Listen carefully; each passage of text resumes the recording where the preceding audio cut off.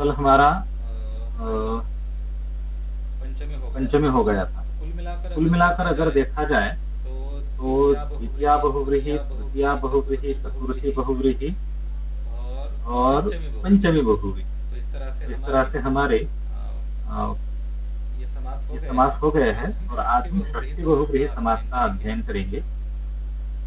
तो तो इस इस तरह तरह से से कल कल हमारा हमारा सप्तमी बहुव्रीहि सप्तमी समास हो बहुव्रीहि जाएगा। समास हो जाएगा।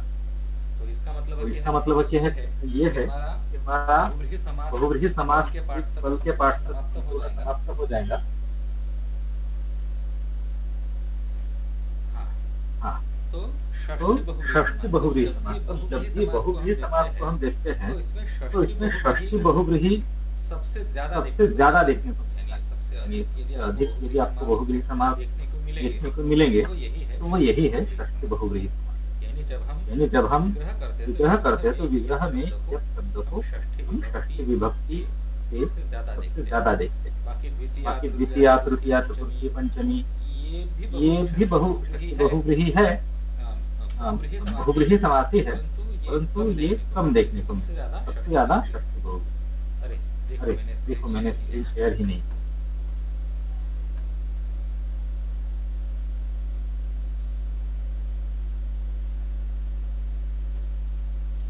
हाँ, हाँ, अब आपको मेरी स्क्रीन दिख रही हो।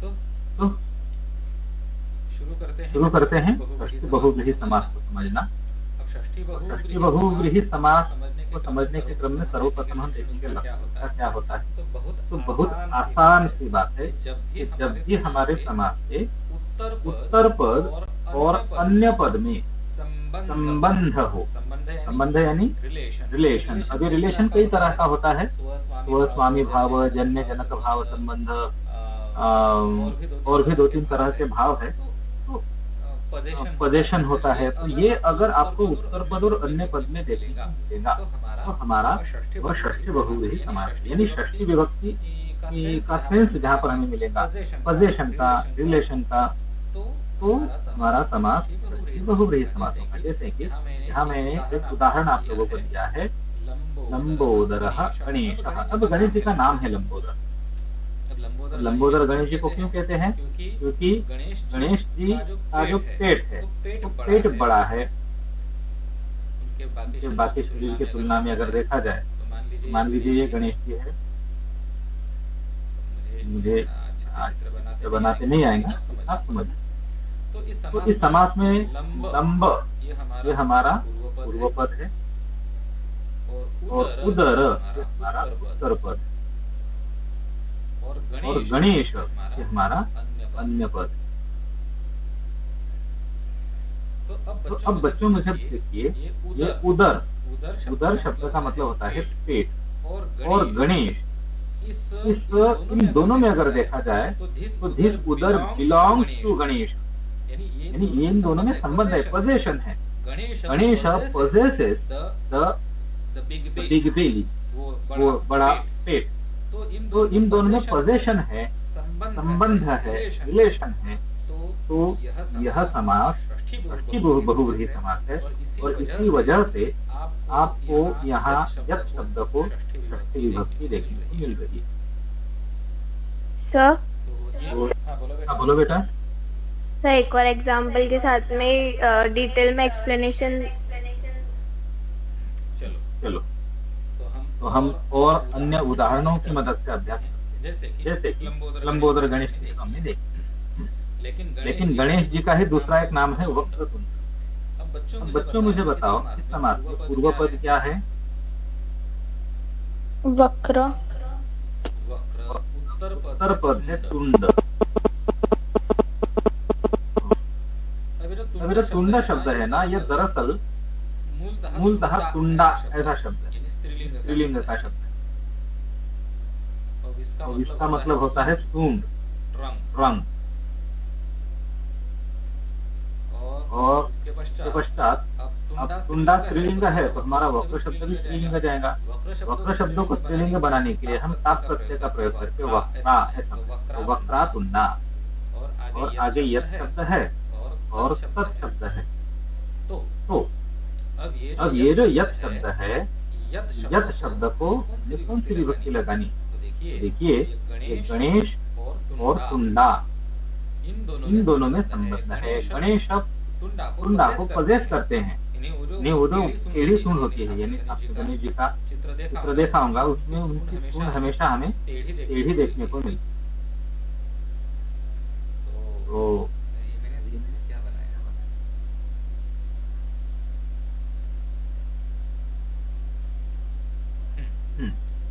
तो इन दोनों में पोजेशन है एक दूसरे के प्रति, इसीलिए हम यत शब्द को षष्ठी विभक्ति लगाएंगे, जो कि बनता है आगे चलकर यस्य, और आगे तत् का रूप बनेगा सः, यस्यसः। तो वक्रतुंडः गणेशः, यानी वक्रतुंडा यस्यसः वक्रतुंडः गणेशः।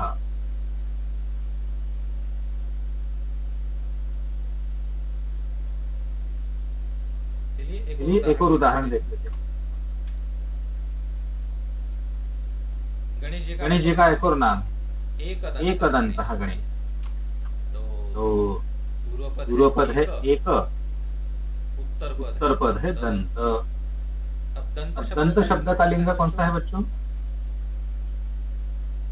दंतः, दंतो, दंताः। दंत शब्द पुल्लिंग है, तो दंतः बना। अब एक ये चूंकि विशेषण है दंत का, तो ये भी पुल्लिंग में जाएगा, एकः दन्तः। उसके बाद आगे हमें लिखना है यत शब्द का रूप। अब यत शब्द को कौन सी विभक्ति लगेगी? तो देखिए, गणेश और दंत इन दोनों में पोजेशन है। गणेशा पोजेस करते हैं दंत को, इसलिए हमारा यह समास षष्ठी बहुव्रीहि है। इसलिए हम यत शब्द को भी षष्ठी विभक्ति लगाएंगे यस्य, और तत् शब्द जो है हमारा वो भी बन जाएगा गणेश जी के। तो एकः दन्तः यस्य सः एकदन्तः गणेशः। चलिए एक और उदाहरण देख लेते हैं। मूषकवाहनः गणेशः।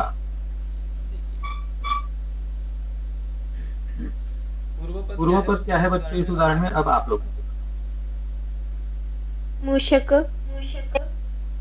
मूषक, मूषक शब्द का मतलब क्या होता है? चूहा। चूहा।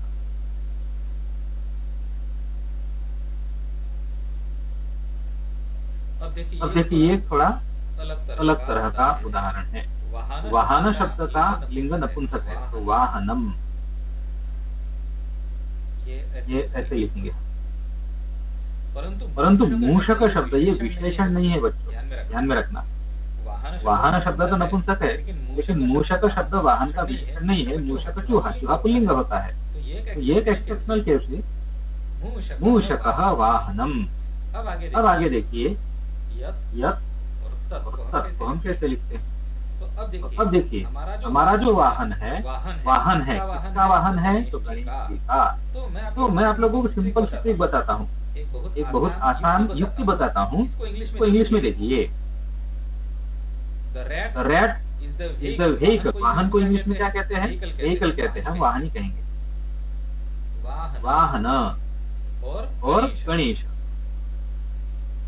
अब इन दोनों के बीच में यदि आप लोगों को ऑफ ये शब्द एप्रोप्रिएट लग रहा है, तो आपका षष्ठी बहुव्रीहि समास। वाहन of Ganesh, the vehicle of Ganesh, ये आपको हर जगह पर देखने को मिलेगा। मूषक वाहन का उत्तर बनता है मूषकः वाहनम यस्य सः। अगला उदाहरण देखिए, रक्तवर्णः गणेश। अब गणेश जी का जो कलर है वो लाल है। वर्ण शब्द का मतलब यहाँ पर कलर है, और रक्त शब्द का मतलब होता है रेड। तो गणेश जी का जो रंग बताया गया है, जैसे कि भगवान विष्णु का रंग कैसा है? तो नीला काला है, सांवला है। भगवान शंकर का रंग कैसा है? तो कर्पूर, यानी कापूर जैसा गोरा। कर्पूर गौरम करुणावतारम। उसी प्रकार से गणेश जी का रंग होता है लाल। तो यहाँ कैसे होगा? रक्त, वर्ण। आगे आएगा हमारा, हमारे पास है रक्त, वर्ण। उसके बाद हम यस शब्द लगाते हैं, उसके बाद होता है हमारा त। अब रक्त वर्ण शब्द पुल्लिंग शब्द है, तो ये वर्ण। तो रक्त इसका विशेषण है, तो रक्तः वर्ण। ठीक है। अब देखिए बच्चों, ये वर्ण, इसको हम ऐप पर ऐसे लिखते हैं, वर्ण। हाँ, वर्ण को क्या कहते हैं इंग्लिश में? कलर कहते हैं। और आगे है हमारे गणेश जी। गणेश जी को अंग्रेजी में क्या कहते हैं? गणेश जी को अंग्रेजी में भी गणेश ही कहते हैं।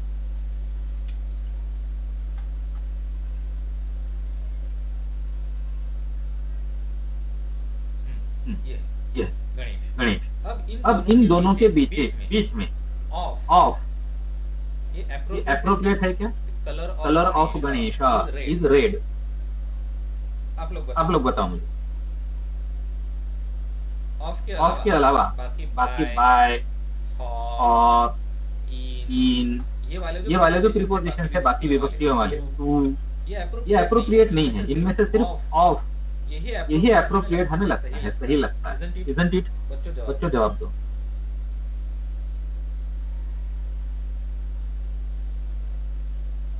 क्या आपको बाकी जो प्रीपोजिशन मैंने लिखे, टू, बाय, फॉर, इनमें से कोई भी ठीक नहीं लगता है? आप सिर्फ ऑफ ही है जो जस्टिफाई हो रहा है। तो ये षष्ठी बहुव्रीहि समास है, इसलिए हम हमारे यत् शब्द को षष्ठी विभक्ति लगाकर यत्, और आगे तत्को गणेश। स्वर्णिम यशिका भूमि प्रथा। कोई प्रश्न है आप लोगों को इनमें से? No sir.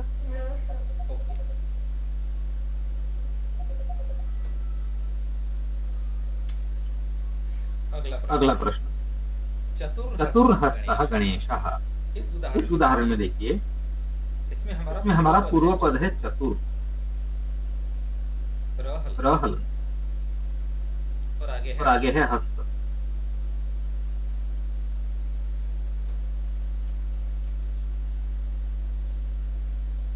यत् और त। अब हस्त शब्द पुल्लिंग है, और इसलिए हमने इसको पुल्लिंग में हस्तः। परंतु यहाँ पर 4 हाथों की बात हो रही है बच्चे। तो गणेश जी का स्वरूप कैसा है? तो गणेश जी के 4 हाथ बोले गए, चित्रों में देखा होगा। गणेश जी के 4 हाथ होते। तो यहाँ हस्ताः बहुवचन में, हस्ताः हैंड। कितने हाथ? 4 हाथ। अब चतुर शब्द ये एडजेक्टिव है, और इसका प्लूरल फॉर्म होता है चत्वारः, पुल्लिंग में। चत्वारः हस्ताः, 4 हैंड, और आगे गणेश। अब देखो हस्ताः हैंड, और हमारे गणेश, इनके बीच में of, hands of Ganesh. There are 4 hands of Ganesh. ऐसा हम बोल सकते हैं। ऑफ यहाँ पर जस्टिफाई हो रहा है, इसीलिए यानी ये जो हस्त है, हस्त गणेश जी पोजेस करते हैं। इन दोनों के बीच में पोजेशन है, ऑफ, षष्ठी विभक्ति लग रही है, इसलिए चत्वारः हस्ताः यस्य सः। ये षष्ठी बहुव्रीहि।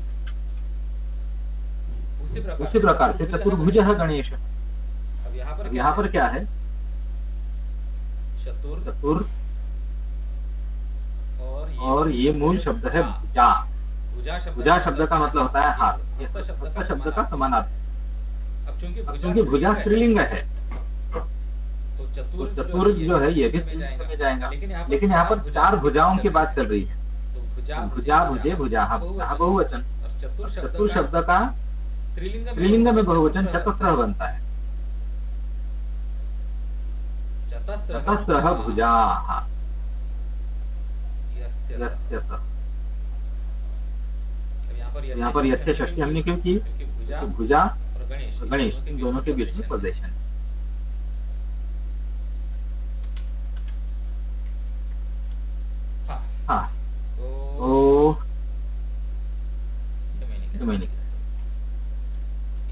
श्वेतांबर शिव नहीं, श्वेतांबर तो विष्णु जी है। बस कृष्ण ले लेता हूँ। इन उदाहरणों से आप लोगों को समझ में आ जाएगा। बाकी वाले उदाहरण भी आप लोगों को दिख ही गए हैं, फिर भी मैं इसको एनिमेशन दे ही देता हूँ।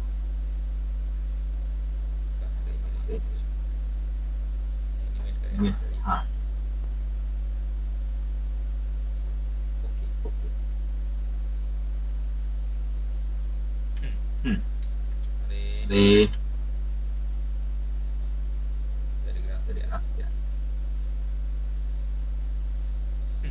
बच्चों, तो पीताम्बरः कृष्णः प्रथा, क्या तुम इसका उत्तर मुझे दे सकती हो? पीताम्बरः कृष्णः, कोशिश करो, बताओ, पूर्व पद बताओ, उत्तर पद बताओ। पीत और अंबरः, पीत अंबर। बेटा, अंबर शब्द का मतलब तुम्हें पता है? आसमान। आसमान भी होता है, लेकिन यहाँ इस कॉन्टेक्स्ट में इसका अर्थ है वस्त्रम, कपड़ा। पीत शब्द का मतलब पीला, शायद से। हाँ बिल्कुल सही, ये लो। तो इसका विशेषण, अंबर का लिंग क्या है? नपुंसकलिंग, नहीं पुल्लिंग, नहीं, नपुंसक। अंबरम, पीतम। अब यहाँ पर मैं म हलंत रहूंगा क्योंकि सामने हमारा अ है। हाँ, तो पीतम अंबरम। अब आगे हमें लिखना है यत् शब्द, और उसके बाद हम लिखेंगे तत् शब्द। अब यत् शब्द को तुम कौन सी विभक्ति लगाओगी? यहाँ पर ये अर्थ बन रहा है पीला कपड़ा, पीला वस्त्र। अब वस्त्र यानी अंबर और कृष्ण, इन दोनों के बीच में ऑफ जस्टिफाई हो रहा है क्या? संबंध दिख रहा है क्या? ये सही करो, और उसके बाद देखो यहाँ पर हम लगाएंगे कि नहीं, तो बताओ। हाँ sir, yellow dress of Krishna, तो यस्य सह। येलो ड्रेस ऑफ कृष्णा यानी यस्य सह। पीतम अंबरम यस्य सह पीतांबरः कृष्णः। अगला भूमि, श्वेतांबरा सरस्वती। चलो बताओ। श्वेत और अंबर, श्वेत अंबर, यत् तत्, यत्, और बाद में हमारा तत्। चलो, अंबर नपुंसक है, अंबरम। श्वेत भी श्वेतम बन जाएगा, श्वेतम। आगे मुझे बताओ। श्वेतम अंबरम ये स्त्रीलिंग और है। अंबर क्या स्त्रीलिंग है? सरस्वती। हाँ, तो हमारा यत् शब्द जाएगा स्त्रीलिंग में, यत् और तत् ये दोनों स्त्रीलिंग में जाएंगे।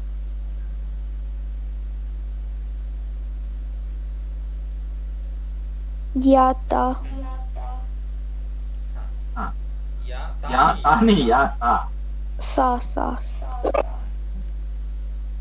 अब वचन तो एक वचन ही है, बस विभक्ति बताओ। षष्ठी, क्यों? क्योंकि संबंध है वहाँ पे। संबंध है, किसके बीच में संबंध? सरस्वती और अंबर। यानी हम ऐसा कह सकते हैं, व्हाइट क्लॉथ अथवा garment, white garment of Saraswati. Justify हो रहा है ऑफ की मदद से। तो यहाँ पर षष्ठी विभक्ति लगी। अब यत् की षष्ठी विभक्ति क्या होती है बताओ? यस्या। यस्याः, बिल्कुल। अब हमारा उत्तर है श्वेतम अंबरम यस्याः सा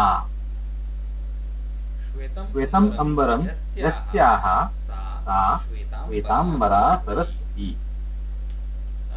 यशिका व्याघ्रांबरः शिवः। व्याघ्र सुनो क्या कहना चाहता हूँ कि भगवान शंकर का अगर आपने चित्र देखा होगा तो आपने ये नोटिस किया होगा कि उनके शरीर पर जो कपड़े हैं ये बाघ की चमड़ी है। आपने नोटिस किया होगा। इसलिए भगवान शिव को व्याघ्रांबर भी कहते हैं। हाँ, व्याघ्र और अंबर। व्याघ्र अंबर यथ तत्। अब देखो बच्चों, इसमें है ना एक छोटी सी आप लोगों को एडिशन करनी पड़ेगी। इस पर्टिकुलर एग्जाम्पल में थोड़ा सा एक्सेप्शनल। भगवान शंकर का कपड़ा बाघ नहीं है, ये तो बाघ की चमड़ी है। तो हम इसके अंदर एक एडिशन करेंगे, व्याघ्र चर्म।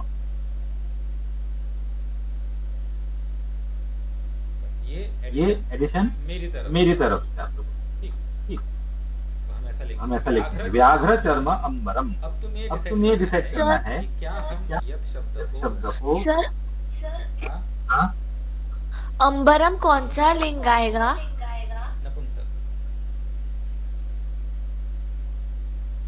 ये देखो इन तीनों उदाहरणों में हमने नपुंसक तो बनाया उसे। हाँ सर। तो आगे चलकर सह ही बनने वाला है। हाँ। यत को बताओ तुम मुझे। लगाऊंगी कि नहीं? Sir pulling. हाँ, पुल्लिंग है। और आगे बताओ। वचन भी एक वचन है। हाँ, एक वचन है, षष्ठी। सर क्योंकि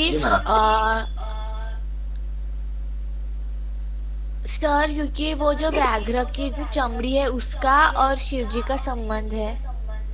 बिल्कुल सही। व्याघ्र चर्म अंबरम यस्यः। सर तो चंबरम नहीं आएगा? नहीं वो चंबर नहीं, चर्म यानी चमड़ी। चर्म। हाँ, चर्मरम। वो उसका लोप हो जाता है बेटा। अच्छा ठीक है। वो लोप। हाँ, हाँ तो सर। स्वर्णिम नीलकंठ। हाँ सर। बताओ। नीलकंठ यत्। बिल्कुल सही। तो हम अपनी प्रोसेस से ही जाएंगे। अब हमारा पूर्व पद है नील, उत्तर पद है कंठ, यत् और तत्। ऐसे डायरेक्ट उत्तर देना आप लोगों से थोड़ा मुश्किल जा रहा है, तो हम अपनी प्रोसेस से जाएंगे। लिंग वचन विभक्ति वाले। तो बताओ इन सभी शब्दों का वचन बताओ। सॉरी, लिंग बताओ। कंठ नपुंसकलिंग। नहीं बेटा, कंठ पुल्लिंग है।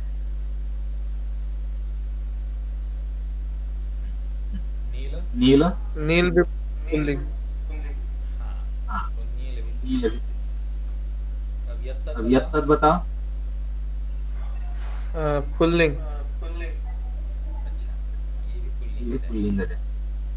लेकिन यत् तत् पुल्लिंग इसलिए है क्योंकि यहाँ पर अन्य पद शिव पुल्लिंग। और कंठ पुल्लिंग क्यों है? क्योंकि कंठ शब्द का खुद का लिंग पुल्लिंग। अब वचन बताओ। एक वचन नीलकंठ। सभी का एक एक वचन। एक। अब विभक्ति बताओ। नील और कंठ इनकी विभक्ति। प्रथमा। प्रथमा और तत् की भी प्रथमा। अब यत् की विभक्ति। षष्ठी। क्यों? संबंध नीलकंठ जिनका वो शिव जी। यानी कंठ और शिवजी इन दोनों में रिलेशन है, संबंध है, पोजेशन है। इसीलिए यहाँ पर विभक्ति हम लिखेंगे।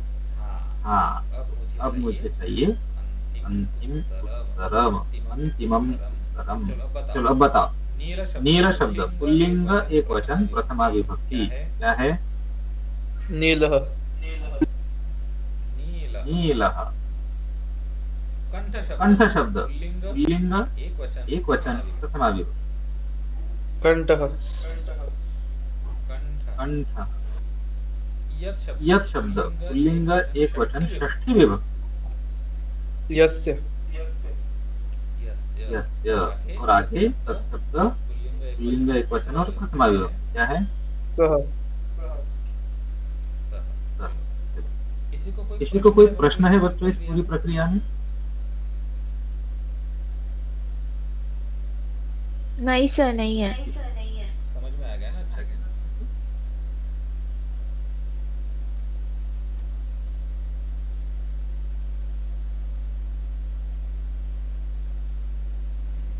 चलो नेक्स्ट एग्जाम्पल।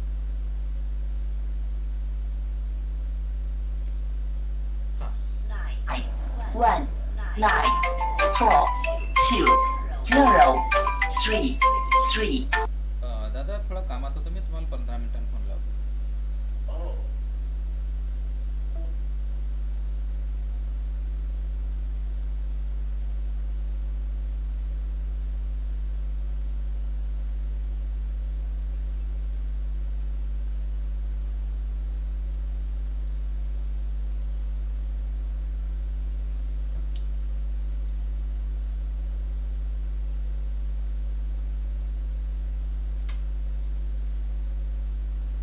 हाँ बच्चों,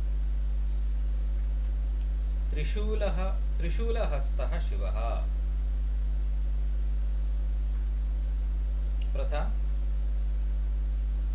प्रथा सुन रहे हो ना? Hello,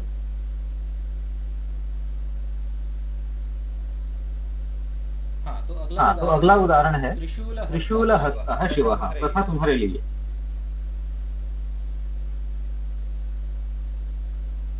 hello. त्रिशूल, हस्त और यत् और तत्। हाँ, एक पूरा लिख दो। अब ये थोड़ा सा उदाहरण है ना, ट्रिकी है। तुम्हें अपना दिमाग लगाना पड़ेगा।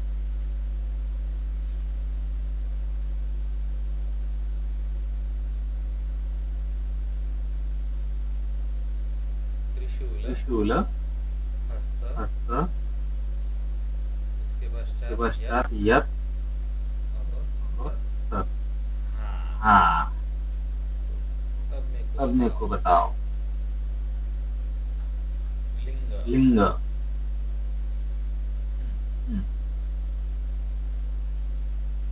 हस्त शब्द का लिंग क्या है? हस्त शब्द पुल्लिंग है सर। हाँ, ये पुल्लिंग है। त्रिशूल भी त्रिशूल पुल्लिंग। शब्द का यत् का लिंग पुल्लिंग और तत् भी पुल्लिंग। हाँ, अब वचन बताओ। तो वचन एक ही वचन आएगा। एक वचन ही आएगा सभी शब्द। अब मुझे विभक्ति बताओ। प्रथमा प्रथमा।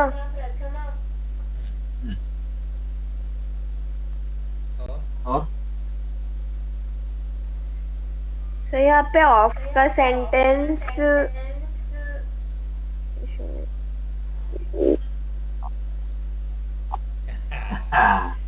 यही तो ट्रिक है। देखो मैं समझाता हूँ।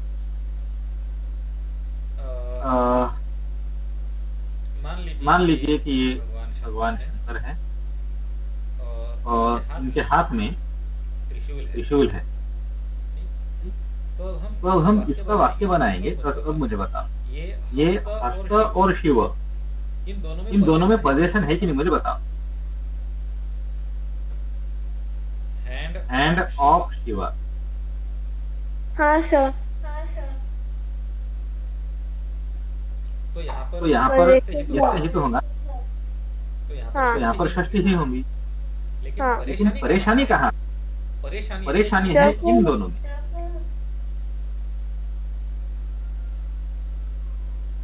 त्रिशूल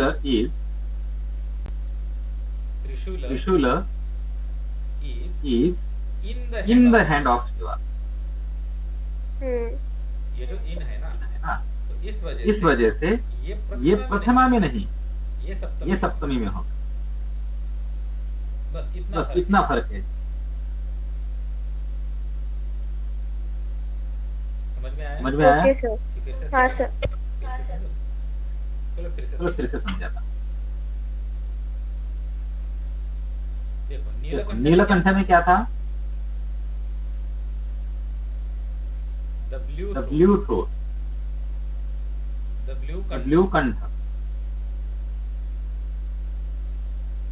W कंठ, ये ऐसा था। ठीक है। अब इसमें ब्लू एडजेक्टिव था कंठ यानी गले का, लेकिन त्रिशूल और हैंड, इसमें त्रिशूल हैंड का एडजेक्टिव नहीं है, कॉम्प्लीमेंट है। ये इन से रिप्रेजेंट हो सकता है, तो इसलिए हैंड शब्द सप्तमी में जाएगा। यही बदलाव है। तो इस प्रश्न का उत्तर होगा त्रिशूल हस्ते यस्य सः। सर इसी को अगर हिंदी में ट्रांसलेट किया तो त्रिशूल हस्त में है जिसके, ऐसा ना? बिल्कुल वही, ऐसा ही होगा। त्रिशूल हाथ में है, त्रिशूल हाथ में है जिनके, वे त्रिशूल हस्त शंकर। अब देखो आपका जो पाठ्य पुस्तक है इसमें भी मैंने कुछ उदाहरण आप लोगों के लिए मैं लेकर आया हूँ। गलबद्ध शृगालः, ये पहला उदाहरण है, ये वाला। तो इसमें से पूर्व पद है गलबद्ध,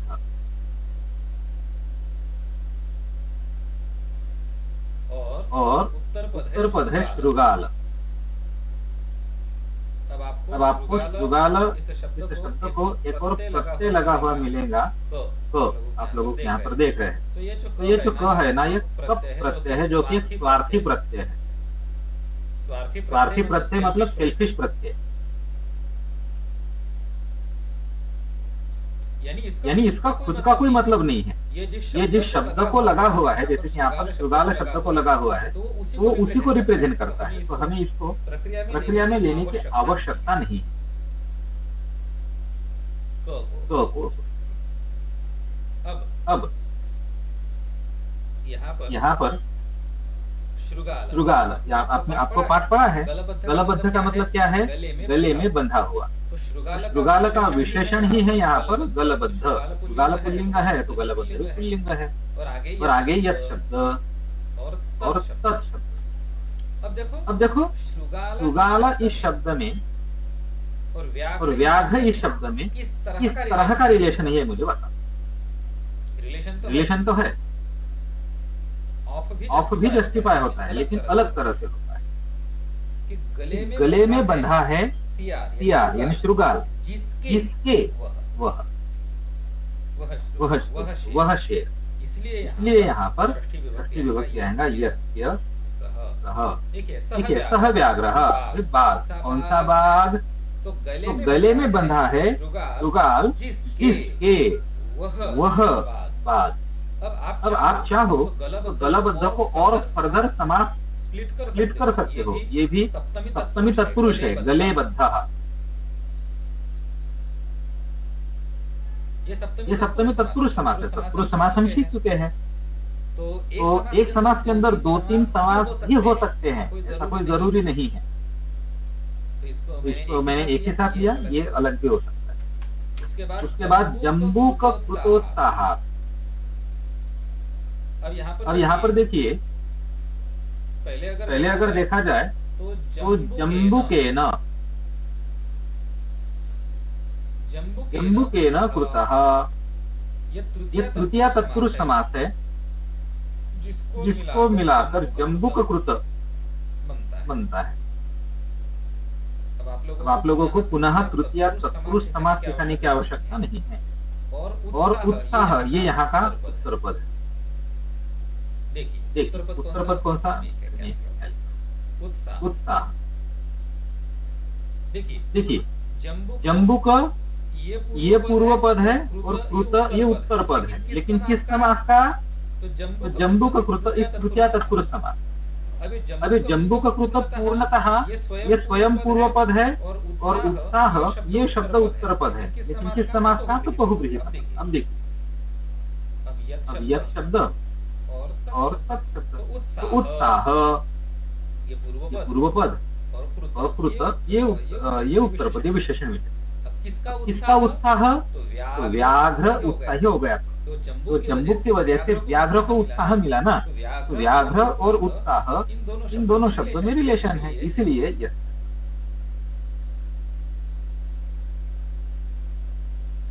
इसलिए षष्ठी बहुव्रीहि। जम्बू का कृतः उत्साहः यस्य सः जम्बू का कृतोत्साहः व्यासः। पुनः भयाकुल चित्तः व्याघ्रः। यहाँ पर भी भयेन आकुल या फिर आकुलम, तो ये पुनः तृतीया तत्पुरुष समास है, या फिर भयात आकुलम। ये पंचमी भी हो सकता है, मेरे ख्याल से पंचमी ही करना चाहिए, क्योंकि इत्रार्थानाम भय हेतु नहीं, ये नहीं। भयेन आकुलम ये तृतीया तत्पुरुष है। इस तृतीया तत्पुरुष समास का पूर्व पद है भयेन और उत्तर पद है आकुलम। अब इन दोनों को मिलाकर भयाकुलम ये समास बना। और चित्त ये यहाँ का उत्तर पद है।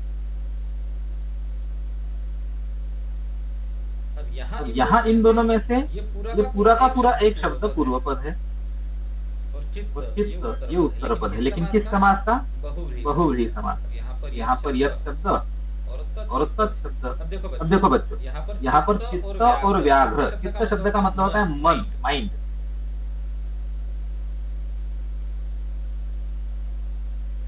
अब माइंड किसका? Mind, mind of tiger. तो यहाँ पर षष्ठी बहुव्रीहि। यस्य तो भयाकुलम चित्तम यस्य सः। तो इस तरह से हमने ये षष्ठी बहुव्रीहि समास को समझने का प्रयत्न किया। बच्चों आपको कोई प्रश्न है तो मुझे आप पूछ सकते हैं, नहीं तो हम कल के पाठ में हमारा अंतिम समास सप्तमी बहुव्रीहि समास सीखेंगे। ठीक है, चलो मिलते हैं अगले पाठ में।